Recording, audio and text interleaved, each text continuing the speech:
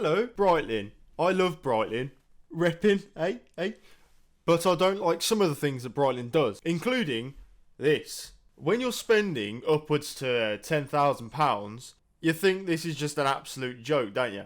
Well, you look at Omega's box, beautiful wooden box, or you look at Rolex, bit boring, but it's better than this. At least it's not recyclable. And I'm all for the planet, but when you're spending thousands upon thousands of pounds on a watch, you want something nice, wood, beautiful.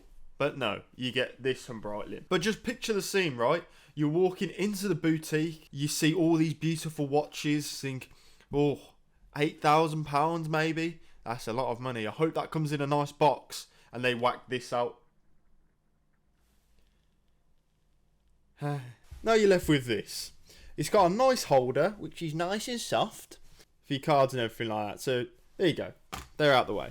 So now you're left with this. This is what you get. What Breitling has done for their customers is they've made the box so you can see the original basic template they built it off. Now just look at that. Isn't that gorgeous? Now, I'm sorry, but what is this for? Like, okay, let me just put... Oh, you do get a carrying pouch for the watch, which is absolutely pointless. Like, and you get it for your cards. But the funny thing is, the cards don't fit in the card holder. So they've got their cards like this. But look how skewy that is. What is the point? What's the point in that?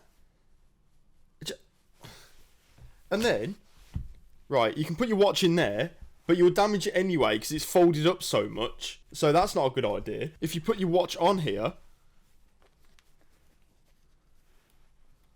is it meant to be a display? Is it meant to show everyone that, oh wow, look at this box? Honestly, it shouldn't be like this. Is shocking. I've bought 2 Breitlings now.